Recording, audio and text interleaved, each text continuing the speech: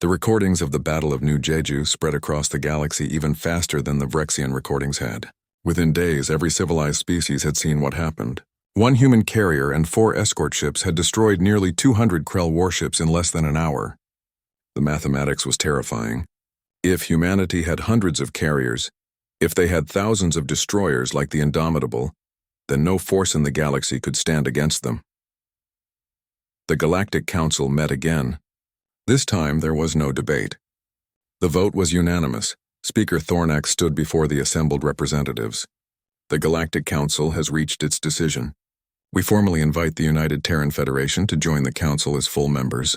We recognize humanity as a sovereign species with all rights and privileges. Furthermore, we propose a mutual defense treaty between humanity and all Council members. Does the Council approve? Every representative voted yes. Even those who had argued against it before now saw the wisdom in having humanity as an ally, rather than a potential enemy. Ambassador Sujin accepted on behalf of humanity.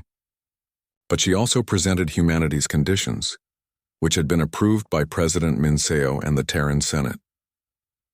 Humanity accepts membership in the Galactic Council. We are honored to join you. However, we must be clear about what we will and will not do. She paused and looked around the chamber.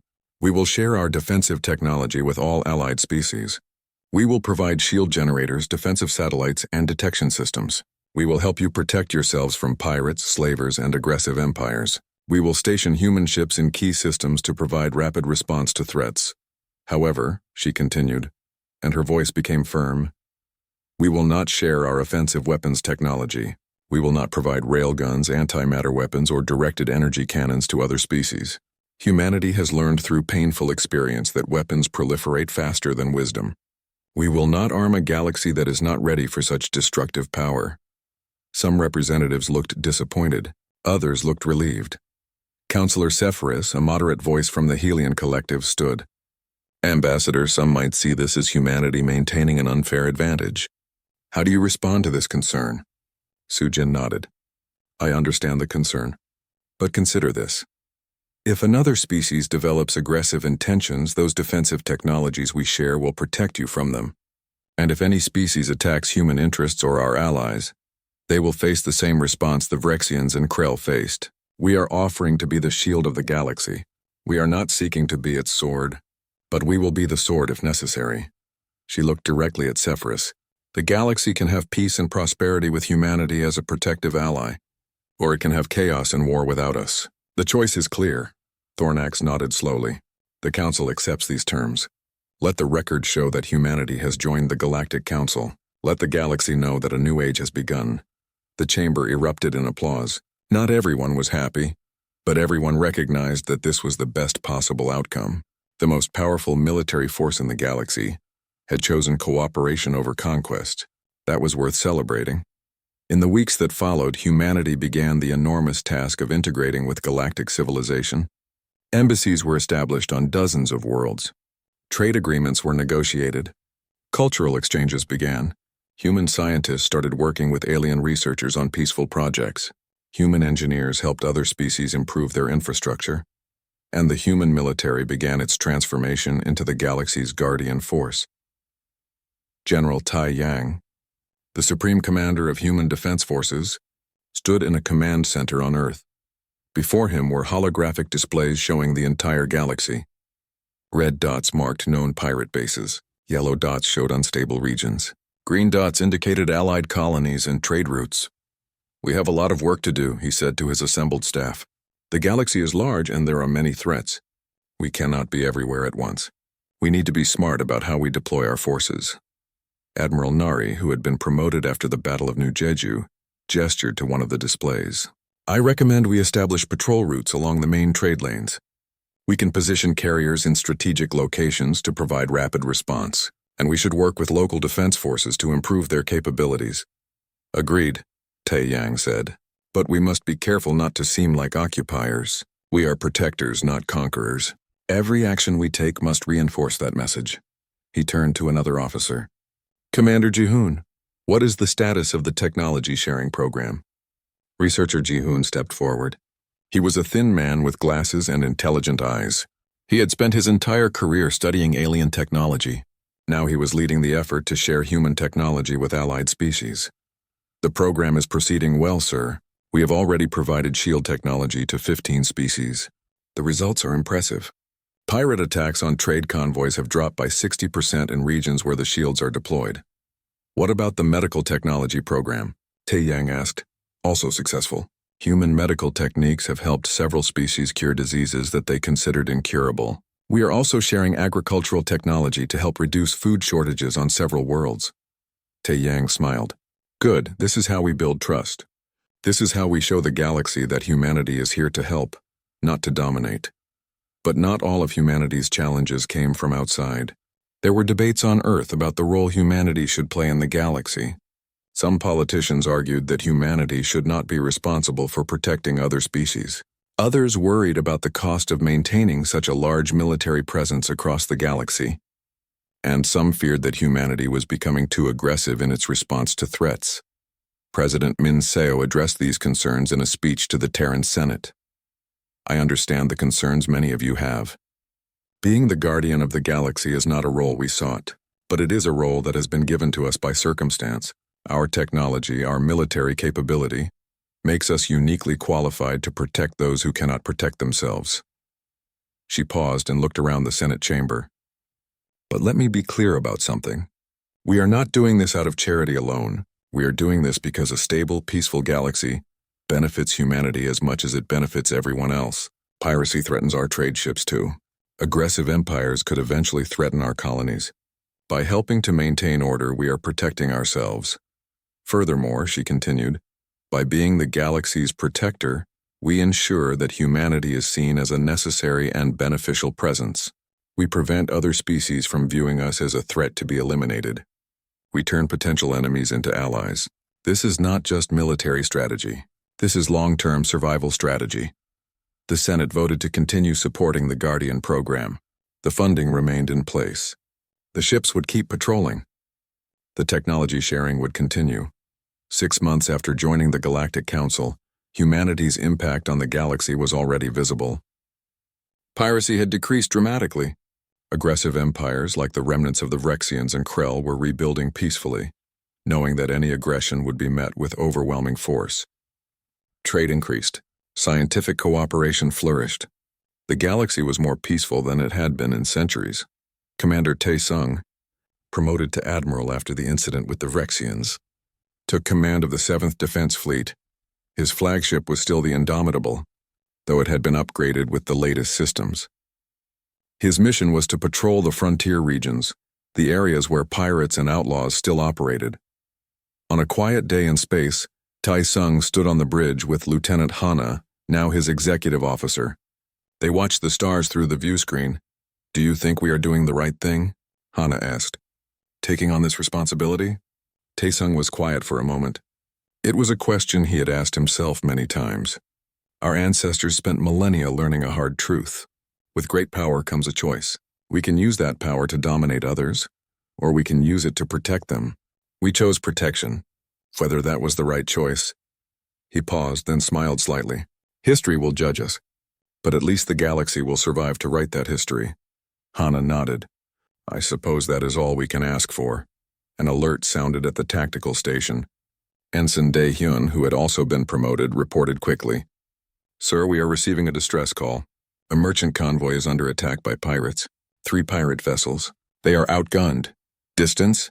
Tae-Sung asked. 30 minutes at maximum speed. Then let us not waste time. Helm, maximum speed to intercept. Weapons, prepare for combat. Communications, inform the convoy that help is on the way.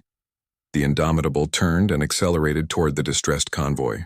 The pirates would soon learn the same lesson the Vrexians and Krell had learned. Humanity was watching. Humanity was protecting. And humanity would not tolerate those who preyed on the weak. As the Indomitable jumped to hyperspace, Tae-Sung settled into his command chair. This was his duty. This was humanity's duty. Not because they wanted power or glory, but because they could help. Because they had the strength to protect those who needed protecting. In the darkness of space, the human warship rushed toward those in need. And across the galaxy, hundreds of other human ships did the same. The Vrexian Empire was dying. What had taken 3 centuries to build was crumbling in mere weeks. The recording of their fleet's destruction had shattered something more than ships. It had shattered their confidence, their pride, their very identity as warriors. In the capital city of HFY, riots filled the streets. Some Vrexians called for immediate surrender to humanity. Others demanded revenge no matter the cost. The government was paralyzed by indecision. Military commanders argued among themselves. Some colonies declared independence. Others formed alliances with neighboring species for protection, but not everyone in the galaxy had learned the lesson. Some saw the chaos in Vrexian space as an opportunity. Chancellor Vexmon of the Krell Dominion sat in his throne room, watching multiple screens at once. Each screen showed a different report about the Vrexian collapse. His species, the Krell, looked like massive insects. Their bodies were covered in black chitinous armor. Their eyes were multifaceted like a fly's. Their mandibles clicked together when they spoke. "This is perfect," Vexmon said to his assembled generals. "The Vrexians controlled 17 valuable systems. Now those systems are undefended. We can take them easily." General Thexcor, his chief military advisor, clicked his mandibles in agreement. "Yes, Chancellor. But what about the humans? Should we not be cautious?" Vexmon made a dismissive gesture with one of his forearms. "The humans got lucky. One ship destroyed a Vrexian fleet. So what? The Vrexians were overconfident. They did not expect resistance. We will not make the same mistake. But their technology is probably experimental," Vexmon interrupted. "Or perhaps that one ship was a prototype. Think about it logically. If all human ships were that powerful, they would have conquered the galaxy already. No, I believe that ship was special. And even if I am wrong, we have numbers on our side." He stood from his throne, his massive body towering over his generals. "I am assembling an armada. 200 warships, the largest fleet the Krell Dominion has ever created. And we will not attack a human military vessel. We will attack a human colony. We will show the galaxy that humanity can bleed." "Which colony?" Thexcor asked. Vexmon pointed to one of the screens. It showed a blue and green planet. "New Jeju, population 50 million. Defenses minimal. It is perfect. We strike there, take what we want, and leave before the humans can respond with their military. Even if they send their best ships, by the time they arrive, we will be gone." The generals clicked their mandibles in approval. It was a sound like hundreds of stones clicking together. Vexmon smiled, though the expression looked terrifying on his insectoid face. "Assemble the fleet. We leave in 3 days." On New Jeju, the colonists had no idea what was coming. The planet was beautiful. Terraforming had taken 50 years, but the result was worth it. The oceans were clear and blue. The continents were covered in forests and grasslands. Cities dotted the landscape, built in harmony with nature. Humans lived here alongside several other peaceful species who had chosen to join the colony. Governor Yan stood on a balcony overlooking the capital city. She was an older woman with white hair and kind eyes. She had governed New Jeju for 15 years. In all that time, the colony had never faced a serious threat. That was about to change. Her communication device beeped. The face of Intelligence Officer Yuna appeared on the screen. Yuna looked worried. "Governor, we have a problem." "What is it?" "We have detected a large fleet approaching our system. 200 ships. Krell design. They will arrive in approximately 72 hours. Jan felt her heart sink. 200? Are you certain? Yes, ma'am. And based on their trajectory and speed, they are definitely coming here. This is not a coincidence. Have you contacted Sector Command? Yes. Admiral Nari is dispatching the carrier Resolute and 4 escort ships. They will arrive approximately 6 hours before the Krell fleet. 5 ships against 200? Jan said quietly. Should we begin evacuation? Admiral Nari says no. She says evacuation would take too long and would leave people vulnerable. She says it is better to shelter in place and let the military handle the situation. Jan was not reassured. She had seen the recording of what happened to the Vrexian fleet. But that was 1 human destroyer against 12 ships. This was 5 human ships against 200. The mathematics did not look good. Understood, she said. I will begin preparing the shelters. Inform all citizens to gather emergency supplies. The next 3 days passed in a blur of activity. Citizens moved to underground shelters that had been built for emergencies. Food, water, and medical supplies were stockpiled. The Colonial Defense Force, which consisted mostly of light weapons and security personnel, prepared as best they could. But everyone knew that if the Krell got past the human fleet, The colony would not be able to defend itself. On the third day, the Resolute arrived. Captain Hyunwoo stood on the bridge of his ship, studying the tactical display. The Resolute was a carrier, much larger than the Indomitable. It bristled with weapons, but its main strength was the craft it carried inside its massive hangar bays. "Status report," he commanded. His executive officer, Commander Tae-min, responded immediately. "All systems operational. Fighters are ready for launch. Drones are armed and programmed. Defensive satellites are being deployed around the colony." "Good. And the escorts?" "The frigates are taking up defensive positions. The cruiser is standing by for fire support." Hyunwoo nodded. He looked at the chronometer. "Krell fleet arrives in 4 hours. Let us be ready." He activated the communication system. "This is Captain Hyunwoo to all hands. You know what is coming. 200 Krell warships think they can attack our colony. They think they can harm our people. They are wrong. We will show them the same lesson we showed the Rexians. We will show them that humanity protects its own. All crew to battle stations. Pilots to your fighters." This is not a drill. Throughout the massive carrier, thousands of crew members moved to their positions. In the hangar bays, pilots climbed into their fighters. Kyung-min, one of the best combat pilots in the fleet, checked his systems one last time. "This is Dragon Leader to all Dragon Squadron," he said over the radio. "Stay tight, follow the plan, and watch each other's backs. We have trained for this. Let us show these bugs what human pilots can do." His squadron, 12 fighters in total, responded with affirmations. Kyung-min smiled inside his helmet. He was nervous, yes, but he was also ready. The Krell fleet dropped out of hyperspace right on schedule. 200 warships appeared at the edge of the system, their weapons already charging. On the bridge of the Krell flagship, Chancellor Vexmon looked at his screens with satisfaction. "There they are, 5 ships, just as our intelligence reported. This will be easier than I thought." "Should we offer them a chance to surrender?" Thexkor asked. "No, we strike immediately. Overwhelming force. Destroy those 5 ships, then begin landing troops on the planet. We take what we want and leave before reinforcements can arrive." The Krell fleet began moving forward in attack formation. They were confident. They had numbers on their side. What could 5 ships do against 200? They were about to find out. Captain Hyunwoo watched the Krell fleet approach. He waited until they were at exactly the right distance. Then he gave the order that would change everything. Launch all craft. The Resolute's hangar bays opened like the jaws of some massive beast. What came out was overwhelming. 500 autonomous combat drones launched first.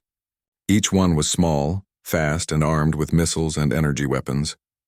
They spread out in a cloud, their AI systems linking together into a coordinated network. Then came the fighters. 200 manned fighters, each one piloted by a highly trained warrior. They formed into squadrons, each with its own mission. Then came the bombers, heavy craft loaded with enough firepower to destroy capital ships. Then came the frigates and support craft, smaller ships that had been stored inside the Resolute's massive interior. The Krell watched in confusion as a single carrier deployed what looked like an entire fleet. "What is this?" Vexmon demanded. "Where did all those craft come from?" "From the carrier, Chancellor. It appears human carriers can launch hundreds of smaller craft." "Impossible. No carrier can hold that many ships." "Apparently human carriers can." Vexmon's mandibles clicked in anger. "It does not matter. We still have superior numbers. All ships open fire." The Krell fleet unleashed a massive barrage. The space between the two forces lit up with weapons fire. But the human forces were not where the Krell expected them to be. The drones moved with impossible precision, their AI brains calculating trajectories and threats faster than any organic mind could process. They dodged most of the incoming fire. What they could not dodge, they intercepted with point defense weapons. The fighters, piloted by humans, flew with a combination of skill and instinct that no AI could match. Kyungmin led his squadron in a dive that brought them under the Krell formation.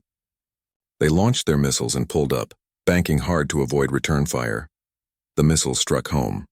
6 Krell warships exploded. The battle had begun. What followed was 47 minutes of controlled chaos. The human forces fought with a level of coordination that shocked the Krell. The emergency lights on the Rexian flagship cast everything in a red glow. Smoke filled the corridors. The air was thin and getting thinner. Overlord Kraxthor lay on the floor of his bridge, his breathing labored. One of his arms was broken. His armor was cracked in several places. Around him, his crew worked desperately to keep the ship functioning. "Life support is failing," someone reported. The voice sounded far away to Kraxthor's damaged ears. "We have maybe 2 hours before the air runs out." "Send the transmission," Kraxthor managed to say. Blood dripped from his mouth.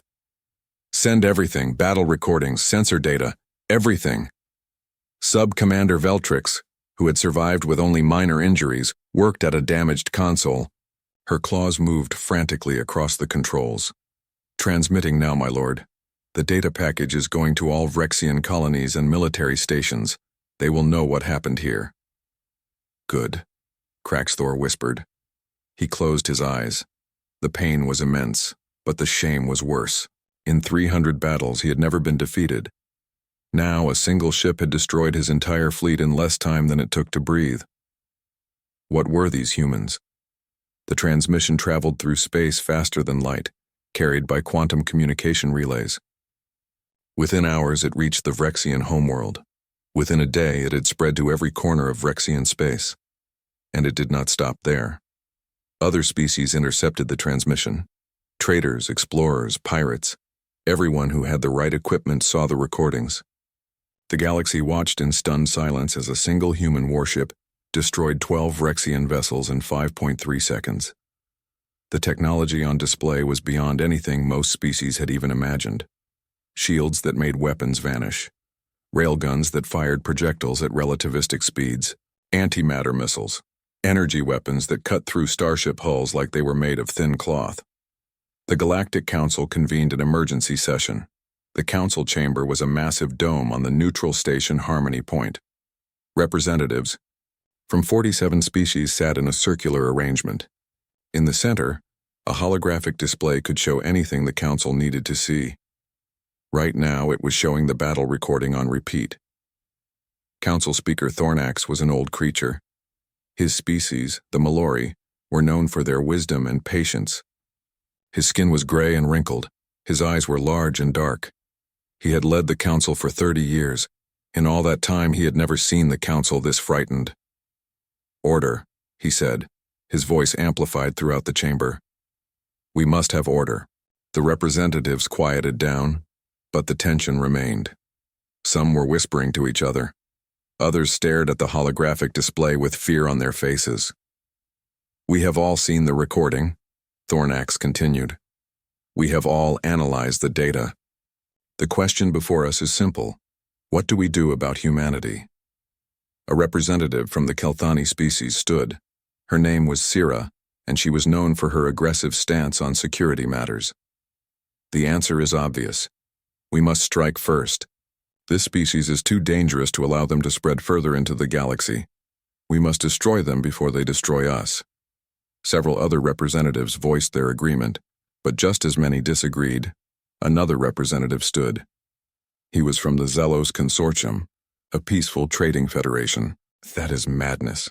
Did you not see what one of their ships did? How many of our ships would we lose trying to attack them? No, we must seek peace.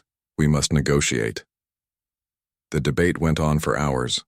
Some wanted war, some wanted peace, some wanted to simply avoid human space entirely and hope the humans would leave them alone. Finally, Thornax raised his hand for silence. "There is one more piece of information you should know. We have a human representative here on Harmony Point. She arrived 3 days ago before this incident occurred.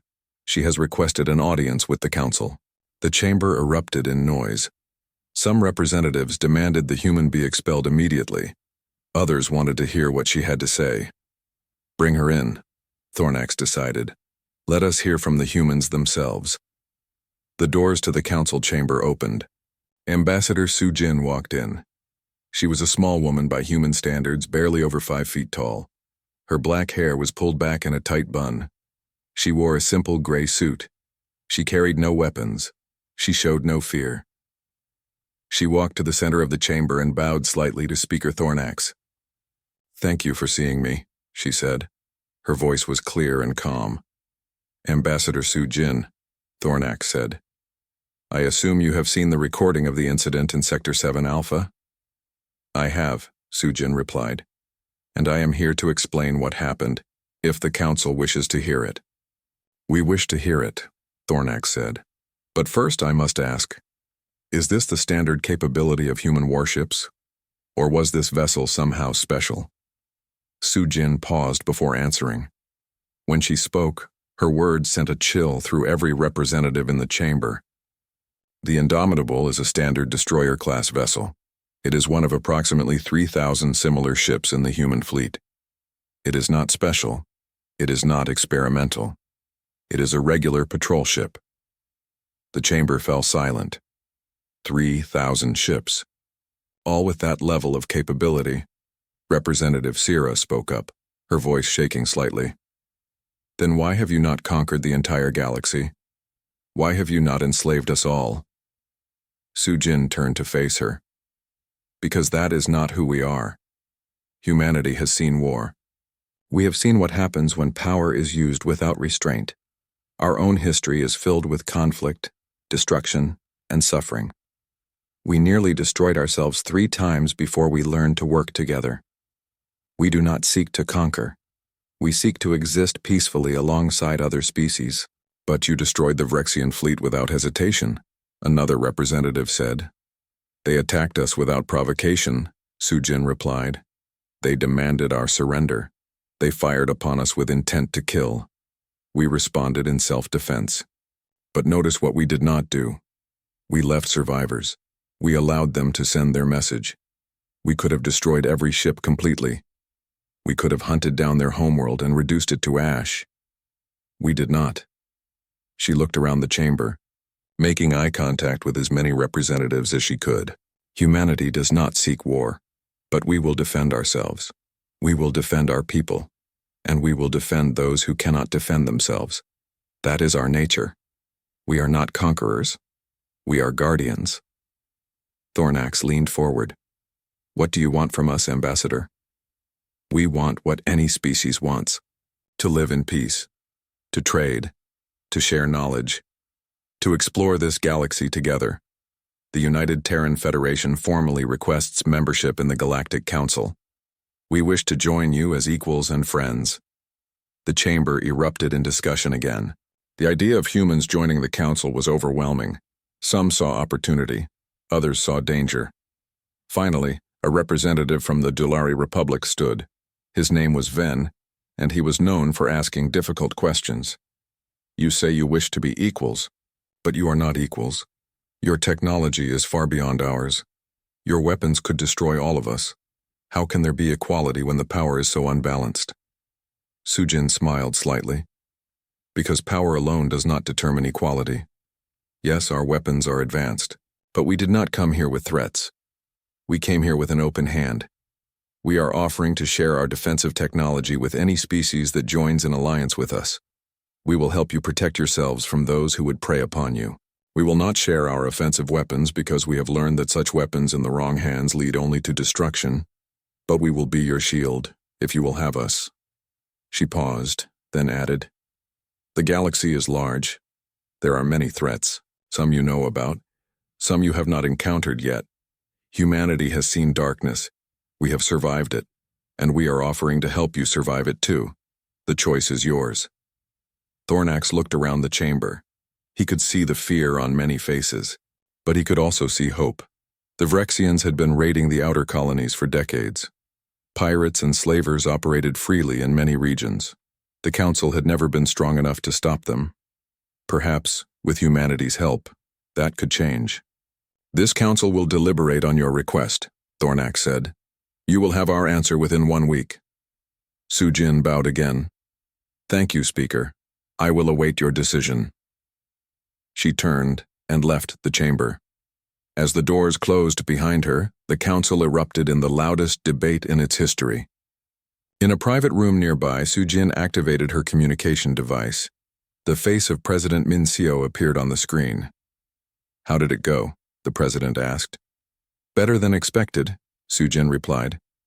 They are frightened, but they are also realistic. I think they will accept. Good. The galaxy needs stability, and we need allies.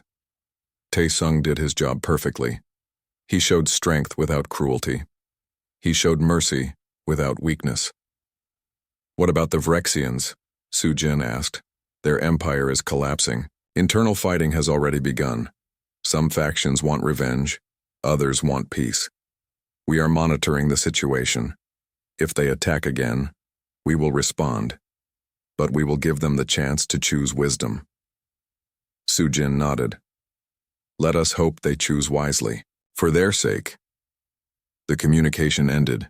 Su Jin looked out the window at the stars. Somewhere out there, the Indomitable was continuing its patrol. Somewhere out there, Commander Tae Sung was doing his duty. And somewhere out there, the galaxy was changing. The age of humanity had begun, and the galaxy would never be the same again. The darkness of space was cold and endless. In this empty region, far from any star system, the Vrexian hunting fleet moved like sharks through water. 12 warships, each the size of a small city, traveled in perfect formation. Their hulls were black and covered in sharp angles. These ships had destroyed hundreds of vessels before. The crews inside were confident. They were predators, and they knew it. Overlord Kraxthor sat on his command throne aboard the flagship. His scales were dark red, marking him as a warrior of high rank.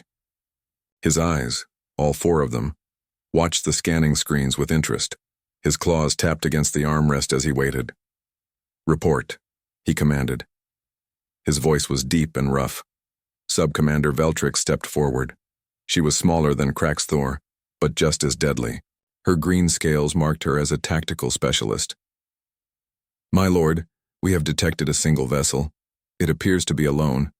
No escort ships detected within scanning range. Kraxthor's mouth opened in what passed for a smile among his species. His teeth were sharp and numerous. Excellent. What type of vessel? Unknown design, my lord. We have no records of this ship configuration in our database. The size suggests a military vessel, but it travels alone. Very strange. Perhaps they are foolish, Kraxthor said. He stood from his throne. His massive body was covered in armor that had been earned through 300 battles. Or perhaps they are simply weak. Either way, they will surrender or die. Prepare the fleet for attack formation. The Vrexian ships spread out, forming a net that would surround their prey. This was a tactic they had used many times. No ship had ever escaped it. The commanders on each vessel checked their weapons. Plasma torpedoes were loaded. Particle beam cannons were charged. The fleet was ready to strike. On the human warship Indomitable, the mood was very different. Commander Tae Sung stood in the center of the bridge. He was a tall man with gray hair at his temples. His uniform was clean and pressed. His face showed no emotion as he watched the tactical display. 12 red dots surrounded the single blue dot that represented his ship. Hostile fleet detected, Lieutenant Hana reported from her station. She was young but experienced. Her fingers moved quickly across her control panel. 12 vessels. They are moving into attack formation.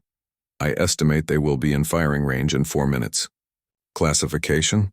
Tae Sung asked. His voice was calm. Unknown species, sir.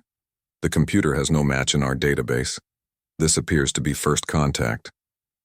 Unfortunate that it has to be this way, Tae Sung said quietly. He turned to his engineering station. Minho, status of all systems. Engineer Minho was a broad-shouldered man with strong hands. He had served with Tae Sung for 12 years. All systems operating at full capacity, sir. Reactors are stable. Weapons are charged. Shields are ready to deploy. Very good. Tae Sung looked at the view screen. The alien ships were visible now, dark shapes against the stars. Hana, do we have translation software ready? Yes, sir. The computer is analyzing their communication signals now. We should have basic translation in 30 seconds. The bridge was quiet except for the soft beeping of computers and the hum of the ship's engines. Every crew member knew their job. They had trained for situations exactly like this. Being outnumbered was nothing new. Being attacked was expected.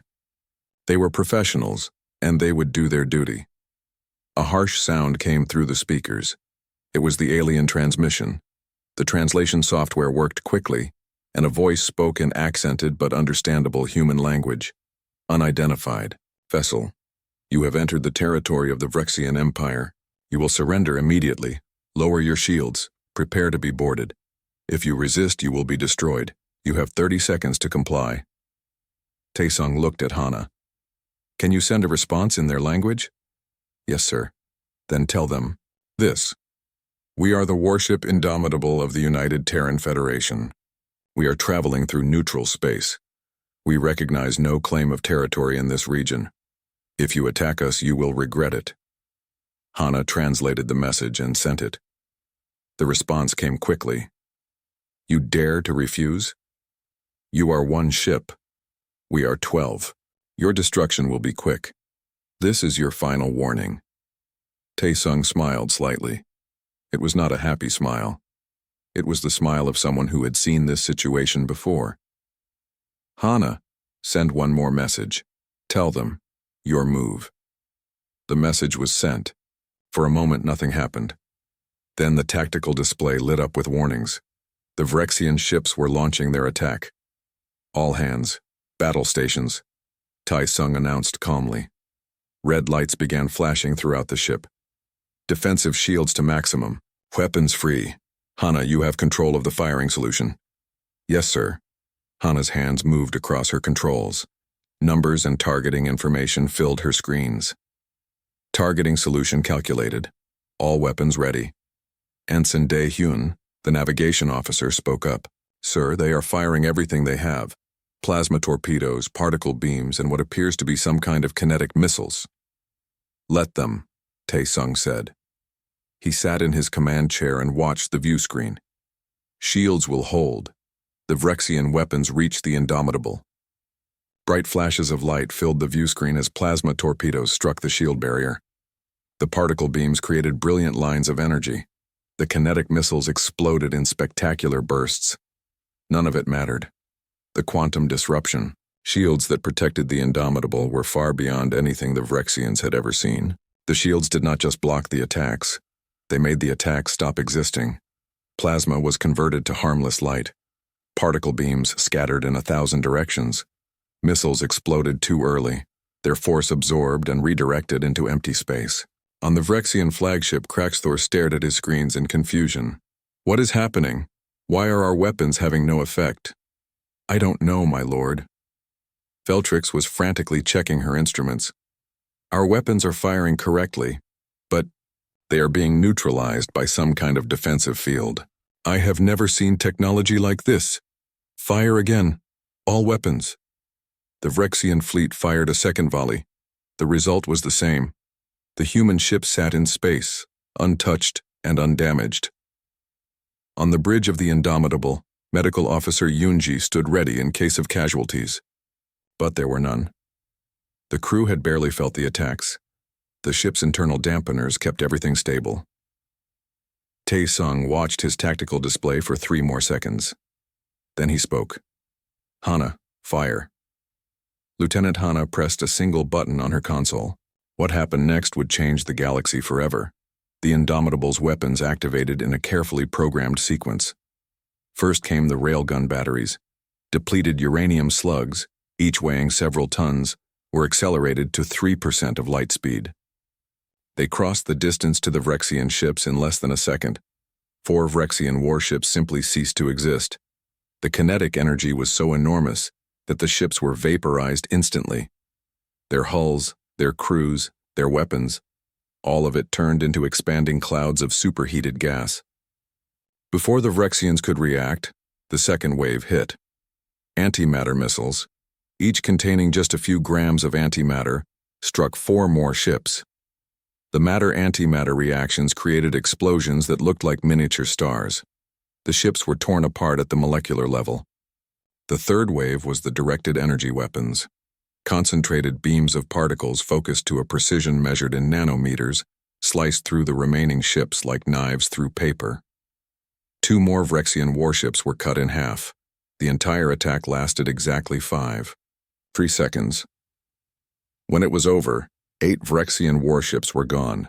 4 remained, but they were crippled. Their engines were dead. Their weapons were destroyed. Life support was failing.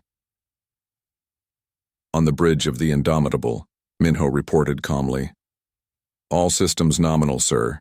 Weapons capacitors recharging. Shield integrity at 98%. Any damage to our ship? Tae-sung asked. None, sir. Tae-sung nodded. He stood and looked at the view screen. The debris field where the Vrexian fleet had been was spreading slowly through space. Emergency beacons were transmitting from the surviving ships. Hana, open a channel to the Vrexian flagship. Channel open, sir. Tae-sung spoke clearly. His words would be remembered and repeated across the galaxy for generations to come. This is Commander Tae-sung of the Indomitable. You attacked without provocation. You attacked without understanding what you faced. I am allowing you to survive so you can deliver a message to your empire. Tell them what happened here. Tell them that humanity is not prey. Tell them to choose their enemies more carefully in the future. He paused, then added one more thing. Welcome to the galaxy, Commander Kraxthor. Try not to make the same mistake twice. The communication ended. Tae-sung turned to his crew. Set course for Sector Command. Standard speed. Maintain alert status until we are clear of this region. Yes, sir, came the unified response. The Indomitable turned gracefully and accelerated away, leaving the broken Vrexian fleet behind in the darkness of space. The predators had become the prey, and the galaxy would never be the same. 20 years had passed since the Vrexian fleet was destroyed in those 5 terrible seconds. 20 years since humanity had revealed itself to the galaxy. 20 years since the Age of Guardians began. The galaxy was almost unrecognizable from what it had been. The Vrexian Empire no longer existed. It had fragmented into 7 smaller nations, each focused on peaceful development rather than conquest. The largest of these, the Vrexian Democratic Alliance, had become one of humanity's strongest allies. Former Overlord Kraxthor, who had survived his injuries, now served as an ambassador. He spent his days teaching young Vrexians about the mistakes his generation had made. The Krell Dominion had undergone similar changes. After Chancellor Vexmon's defeat, a reform movement had swept through Krell society. They dismantled their aggressive military structure and rebuilt their civilization around trade and cooperation. Their natural engineering skills, once used to build weapons, now built space stations and terraforming equipment. Piracy had not disappeared completely, but it had decreased by 90%. Few pirates were willing to risk attacking anyone when human patrol ships could arrive within minutes. Those who tried learned quickly that humanity's response was swift and absolute. The Galactic Council had expanded. 20 new species had joined in the past 2 decades. The Council chamber had been rebuilt to accommodate the growing membership. And at the center of Council decisions was always the question, what would humanity think? Not because humanity demanded this influence, but because their protection made everything else possible. On Earth, President Minseo had retired years ago. The current president was a younger man named Jae-won. He continued the policies his predecessor had established. Humanity as guardian, humanity as protector, humanity as the shield that allowed others to live in peace. But the cost of this role was significant. Thousands of human ships patrolled the galaxy. Millions of men and women served in the military, far from their homes. Families were separated. Lives were spent in service to others. It was a heavy burden. In the command center on Earth, General Tae Yang, now an old man with white hair, looked at the galactic displays. Red dots were rare now. Most of the galaxy showed green. Safe, protected, at peace. We have done well, said Admiral Nari, who stood beside him. She too had aged, but her eyes were still sharp. We have, Tai Yang agreed, but the job is never finished.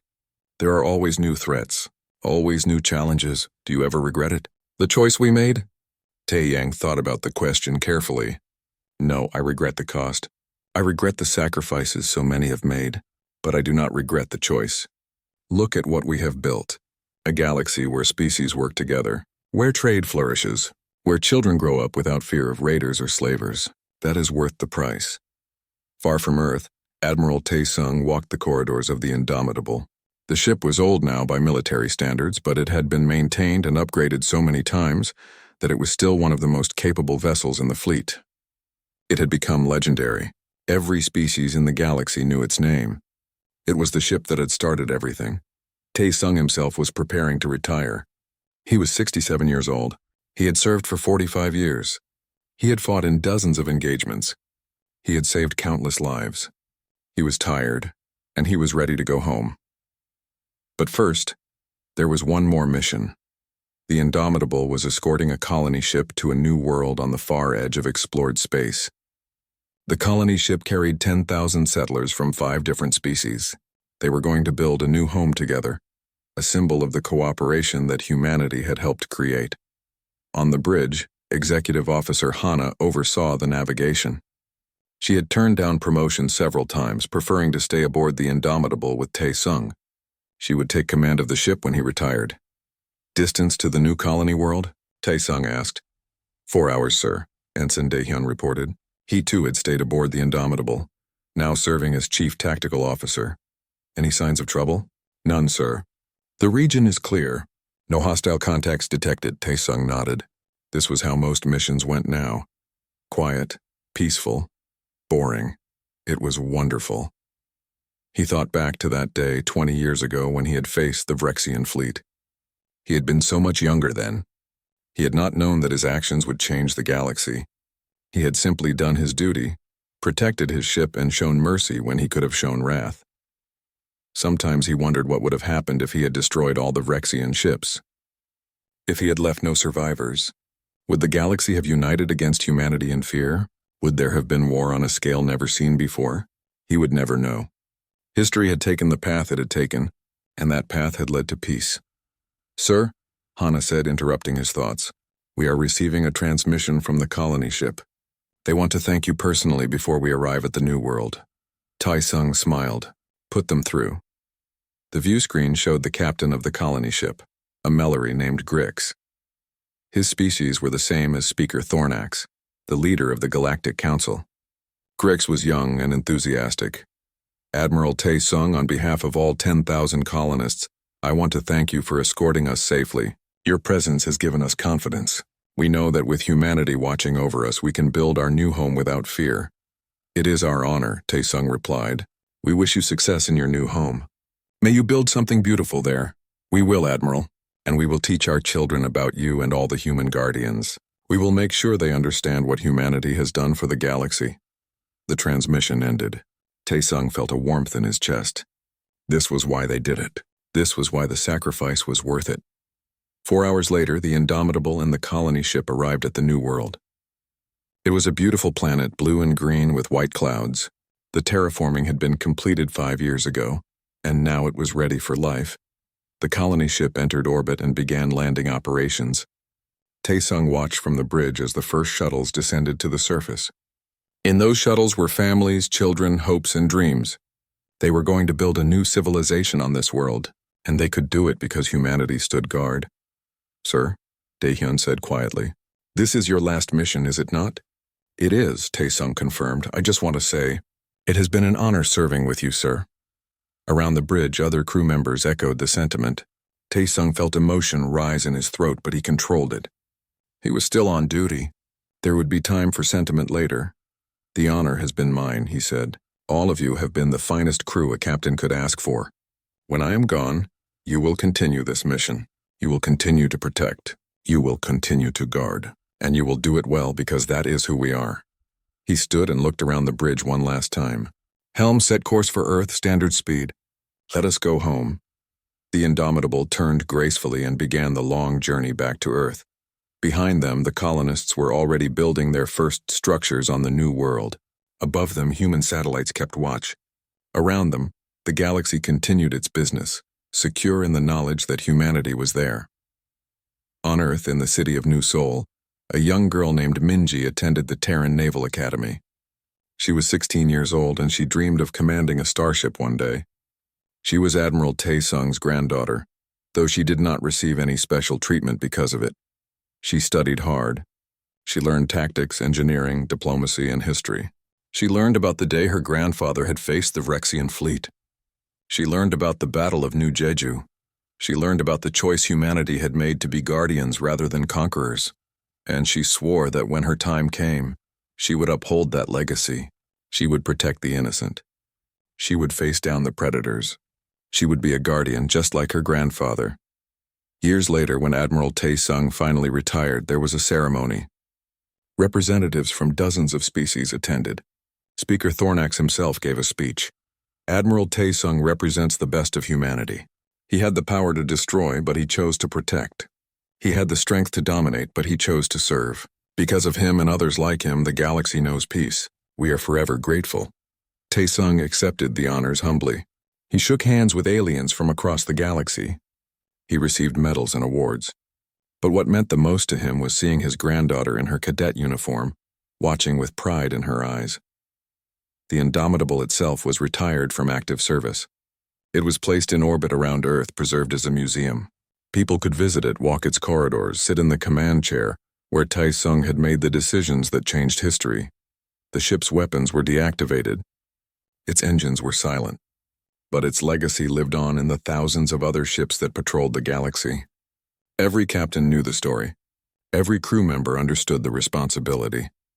20 years had passed and the galaxy was at peace. Not perfect peace. There were still problems, still conflicts, still challenges, but major wars had become rare. Genocides had stopped. Slavery had been almost completely eliminated. Pirates operated in fear. Aggressive empires had learned to be peaceful. And at the center of it all was humanity. Not ruling, not dominating, but watching, protecting, guarding,